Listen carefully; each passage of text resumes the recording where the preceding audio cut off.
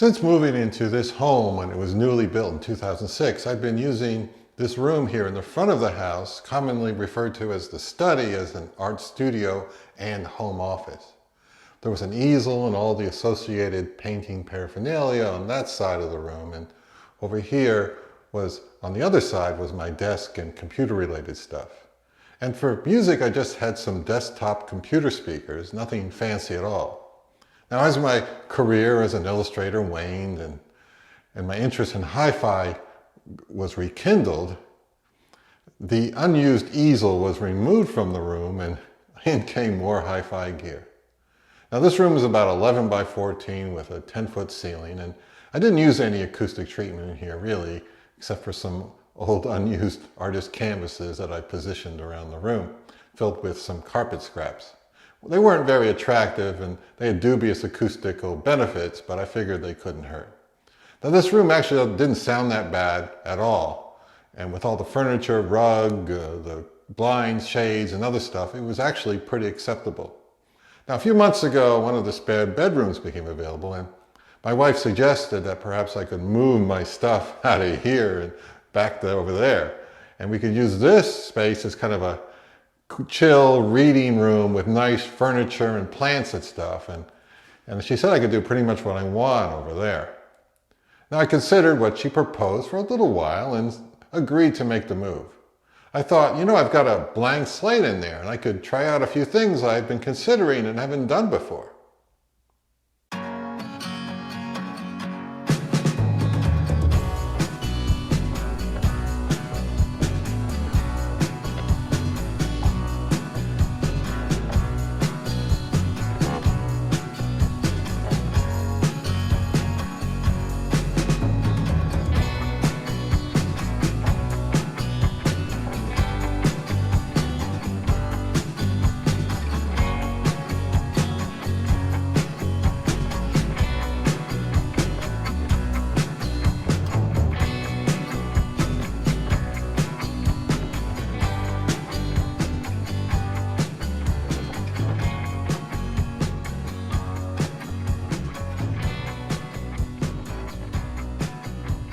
I chose a light wood grain vinyl flooring to lay down on the underlying concrete slab. All right, here I am in my new soon-to-be future listening room, office. And I'm not using a mic here, I'm using the mic that's on the phone. And as you can hear, it's horrendously echoey in here.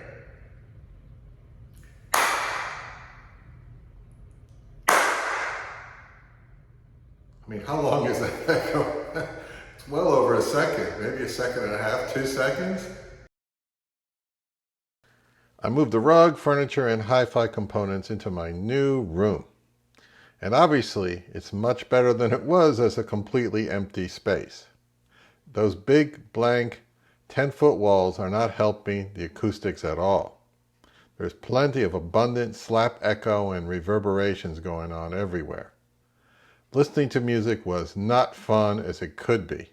Obviously, I had to tolerate it, but it urgently needed some kind of treatment. Of course, I've been aware of acoustic panels and room treatment for many years, but I never really looked into it in any detail. As I said, my previous room was pretty good and I didn't believe it was necessary.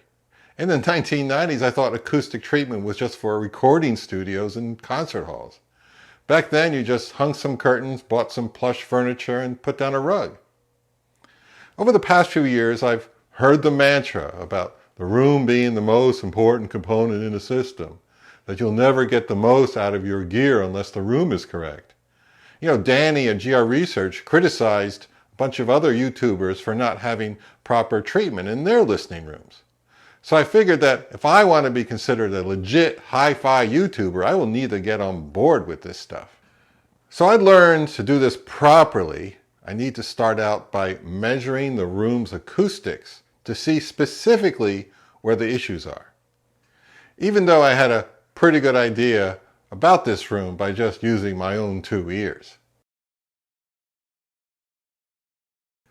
Regarding the primary speakers in this room, I have a pair of 20-year-old Magnepan 1.6 QRs. And since buying them a few months ago, I've become a huge Maggie convert. Right now, I don't foresee getting any other speakers unless they are newer Maggies. One of the unique features is that they are a dipole design. Now, they don't have conventional speaker cones, just a thin sheet of mylar stretched inside a wooden frame. And there's also a narrow quasi-ribbon tweeter off to the sides. One side of the mylar sheet has a very long wire glued up and down the length and breadth of the front surface, and the back has flat magnets that line up with the wires on the front. An electric current causes the diaphragm to vibrate and make beautiful music. Now, this model doesn't produce as much bass as the larger models, but I've added a small 8-inch sub to the setup. Simply put, dipole means that equally loud sound waves emanate from the front and back surface of each panel. It's just that they are out of phase with each other, which results in the waves canceling each other out at the speaker plane. One benefit is that they don't experience the undesirable issue of sidewall reflections. The downside is they need to be pulled out from the wall with plenty of space behind them, and as you can imagine, that becomes a problem in a smaller room. You can start out measuring and analyzing your room's unique acoustic properties by using a free computer app called Room EQ Wizard, or REW. It's available for Mac OS, Windows, and Linux. You will also need a very sensitive USB microphone to connect to your computer. Many users and REW themselves recommend the UMIC 1 mic by Mini DSP. Without going into all the details, you plug in the mic and run the program's measuring feature. After it runs a frequency sweep of your room, it generates a bunch of graphs that I had some difficulty making heads or tails of. This is certainly an area of audio which I need to learn much more about. I recommend checking out some YouTube videos for REW tutorials. Over the past couple of years, I've heard people recommending GIK Acoustics out of Atlanta, Georgia for room treatment solutions. So I decided to finally check them out, and I must say their website is excellent with tons of freely accessible educational content, and they sell a very wide range of acoustic-related products. To begin the process, you complete a form that provides them with the information they need to make recommendations. This includes things like room size, model of speakers, subs, flooring, your objectives, and budget. You can also send them photos of the room and an REW file to evaluate. A couple of days after I submitted my details to GIK, I received an email from John, one of their consultants, who sent me a couple of screen captures of the REW measurements explaining what they indicate. And he basically confirmed that the room does indeed have excess echo and reverberations. He even sent me a screen grab of some of the REW graphs with an explanation of the sonic issues in my room. John recommended that I get some 4 to 6 inch thick alpha panels for the wall across from my main speakers above my desk, and a couple of curved evolution polyfusers for behind my Maggies. He said that this initial step will eliminate much of the echo and reverb in the room, and the polyfusers are particularly good behind dipole speakers like mine. If you go to their website, you can see the wide variety of products they sell. This is not a commercial for GIK. Let me make this clear. I don't have any relationship with them except being a customer, so go look for yourself. I placed the order based on John's recommendations, which came to just over $900, and I received an email the next day with a shipping date of 3 weeks later. And you know what? The alphas did indeed arrive 3 weeks later, and the polyfusers about a week or so after that. I decided to get 3 4-inch thick alphas for the wall above my desk, and 2 polyfusers for the opposite wall behind the speakers. The first thing you do is attach with screws 2 hanging brackets to the back of each panel. They're just a few dollars extra as they're not included. I performed some measurements and figured that the 3 alpha panels should be hung about 3.5 feet high off the floor, centered and evenly spaced across this 12-foot wide wall. I used basic picture hanging hooks to mount them to the drywall. You can use whatever type of hooks you feel are secure enough for your needs. Of course, the panels need to be level and plumb, so having a long spirit level is extremely helpful. They're a bit heavier and bulkier than I expected. The front and sides are made from a dense masonite material, and the holes look like they're cut using a computer-controlled CNC machine. This pattern is said to provide absorption and scattering of sound waves. And they're filled with a thick kind of rock wool insulation type material. Now the panels come in a variety of different combinations of hole patterns, colors, and finishes. And I opted for the upgraded wood grain pattern for the front of the alpha panels and chose a neutral gray color to blend in with the gray walls. The Evolution polyfusers also diffuse and absorb sound waves. These are not soft or spongy, but rather solid and springy when pressure is applied. And the curved shape scatters the sound out in a 180-degree pattern. Now these mount on the wall in a similar way to the alpha panels.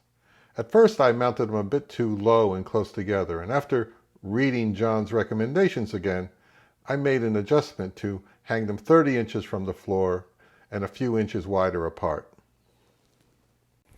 In case anyone out there believes this kind of endeavor is a waste of time and money, let me say here that these panels have made a world of difference in this room.